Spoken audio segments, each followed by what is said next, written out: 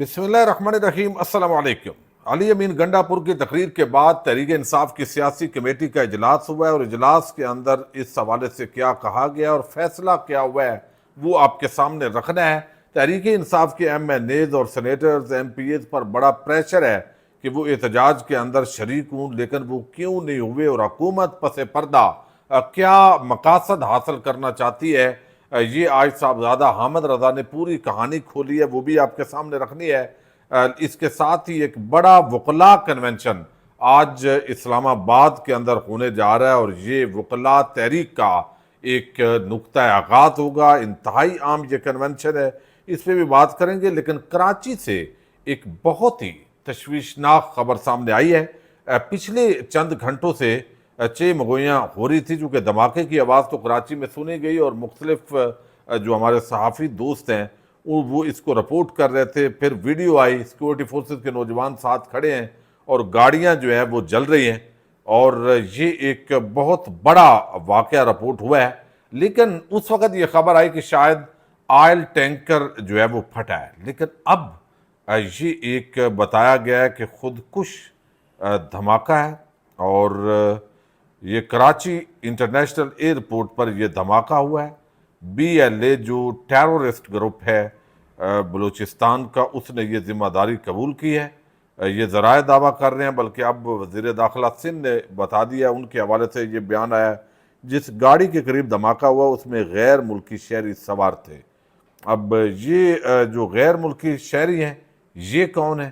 ان کی بھی بتایا جا رہا ہے جو رپورٹڈلی کہ یہ چائنیز کی 2 فلائٹ نے لینڈ کیا ہے۔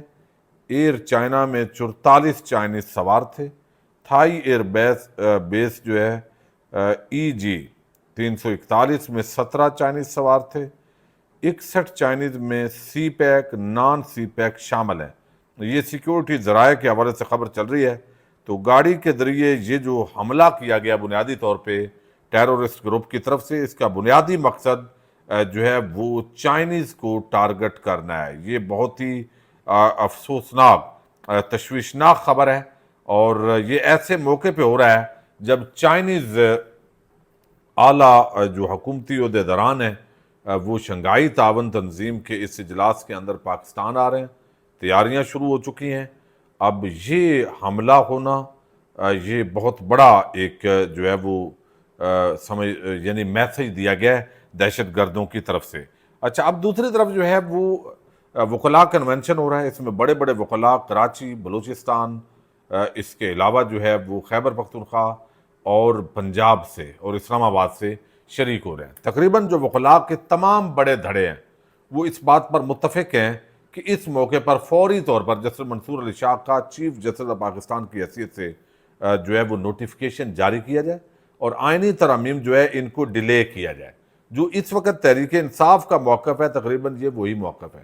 اس کے ساتھ ہی ایک خط میں نے آپ کے سامنے ذکر کیا تھا، وہ بھی لکھا گیا ہے کہ اب ججز کے کھڑے ہونے کا وقت آ گیا ہے۔ تو مناسب وقت پر یہ ججز سرپرائز بھی دیں گے۔ لیکن تحریک انصاف کا جو احتجاج ہے وہ راولپنڈی کے اندر اس وقت بھی جاری ہے۔ جب میں رات کے تقریباً 1 بجے آپ سے مخاطب ہوں، سینکڑوں خواتین اور مرد حضرات وہ پہنچے ہوئے ہیں جناح ایونیو پہ۔ وقفے سے ساتھ جو ہے وہ تصادم ہوتا ہے، اور لوگ پھر جمع ہوتے ہیں، سیکورٹی جو فورسز ہیں وہ پھر آتی ہیں۔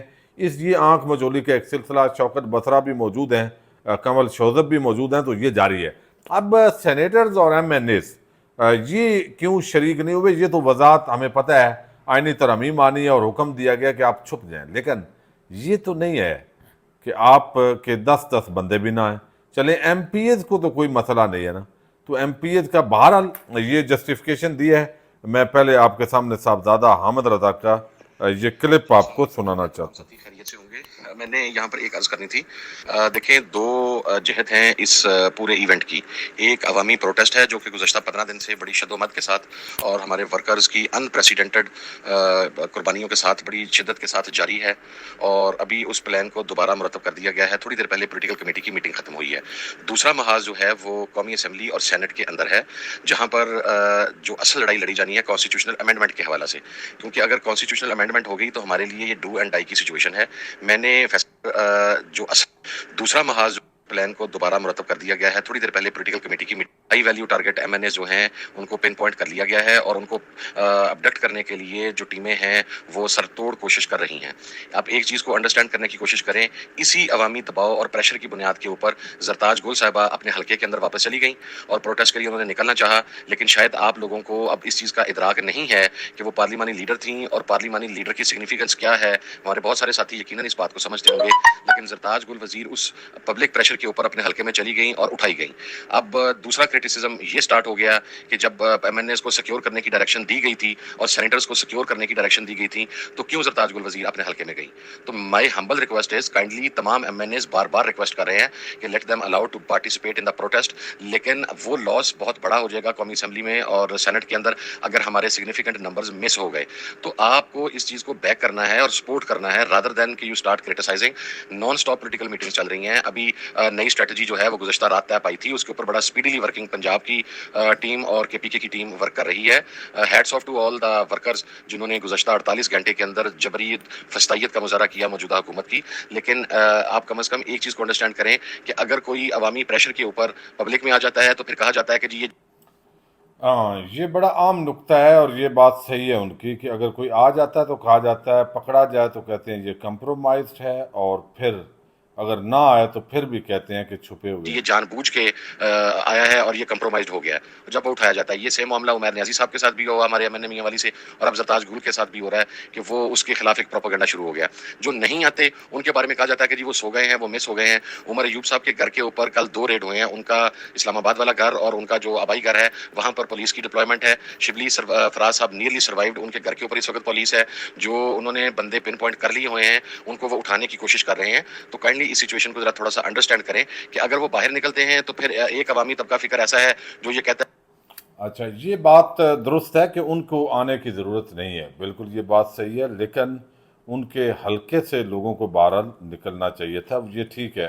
अल्लाह करे ये आइनी प्लान जो पाकिस्तान की तबाही का एक अगला हदफ है ये नाकाम होगा। काजी साहब घर जाएं तो इस कौम की जान छूटेगी, और फिर ये जो एक्सटेंशन के ये लालच हैं ये अल्लाह करे इस मुल्क से ख़त्म हो चुके। ये बहुत बड़े फसाद की जड़ होते हैं ये जो एक्सटेंशन के लालच हैं। अच्छा, अब अली अमीन यहाँ पे एक बात भी उन्होंने वाजे कर दी, और वो ये कि तहरीक इंसाफ का जो एहतजाज है वो जारी रहेगा, यानी एहतजाज ख़त्म नहीं किया गया, और उसकी एक स्ट्रेटजी तैयार कर ली गई है मुख्तलिफ हलकों से किस तरह लोगों को यहाँ इस्लामाबाद के अंदर लेके आना है, तो वो लेके आया जाएगा।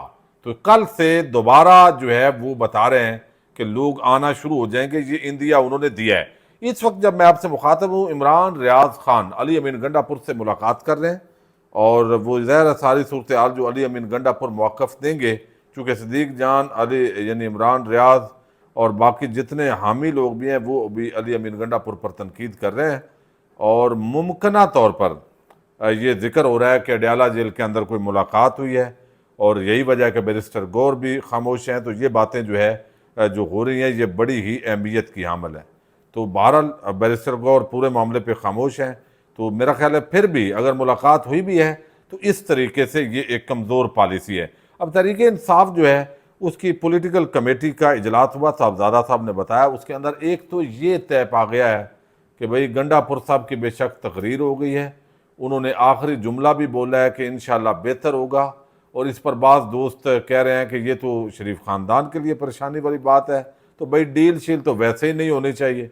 हम आज तक उसकी मुखालफत करते रहे, या तो ओपनली इदारे बोले, आज के बाद हम गैर सियासी हो गए जी, इन लेटर एंड स्पिरिट, अवाम जाने और उनके नुमाइंदे जाने। तो वैसे तो डील नवाज शरीफ भी करता था, जरदारी भी, अगर ऐसी कोई मामला होगा इमरान खान तो नहीं करेगा, ये उम्मीद नहीं है।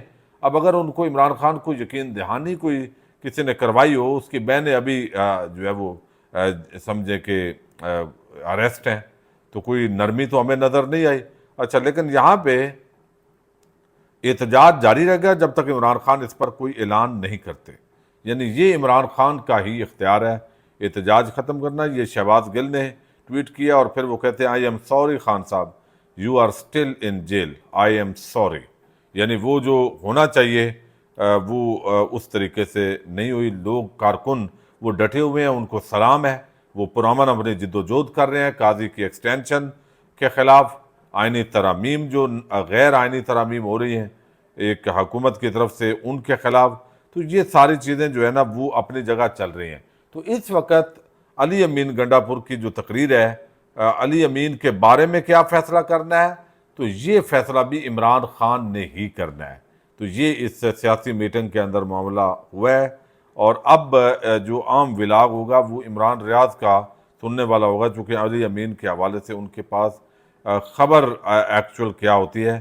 کراچی کے اندر بہرحال یہ جو واقعہ رپورٹ ہوا ہے یہ بڑا عام ہے، لیکن ایک بڑی عام چیز ہے اور وہ ہے مہتاب حیدر جو روزنامہ جنگ سے وابستہ ہیں، ولاگ بھی کرتے ہیں، تو انہوں نے بتایا تھا کہ اڈیالہ جیل کے اندر ایک ملاقات ہوئی ہے، اور پھر بیرسٹر گور کی خاموشی اور علی امین کی تقریر پر اسرار وہاں پہنچنا، لیکن جو ٹاؤٹس کے ذریعے یہ سارا کیا گیا کہ وہ ابھی ان کو لائن آدر کیا گیا، اور یہ ساری چیزیں ظاہر ہے وہ لائن آدر تو تھے، وہ ان کی بات درست ثابت ہوئی ہے، لیکن اب صورتحال شاید طاقتور جو حلقے ہیں ان کو سمجھ آ جائے کہ بھئی عوام کنٹرول نہیں ہونے، لہذا ہمیں بھی فیس سیونگ چاہیے، تو عمران خان نے ان کو فیس سیونگ دی ہو۔ تو یہ ساری پاسبلٹیز ہیں، لیکن وقت کے ساتھ ساتھ یہ چیزیں جو ہے وہ آپ کے سامنے آتی جائیں گی۔ علی امین گنڈا پور کمزور آدمی نہیں ہے، میں یہ بات تسلیم نہیں کرتا، لیکن یہ ہے کہ کوئی نہ کوئی اس کے اندر معاملہ بہرحال ضرور ہے، اور ایک حد سے زیادہ انسان کوئی بھی پریشر برداشت نہیں کر سکتا، اور یہ پریشر بھی ان پر یقیناً ہے۔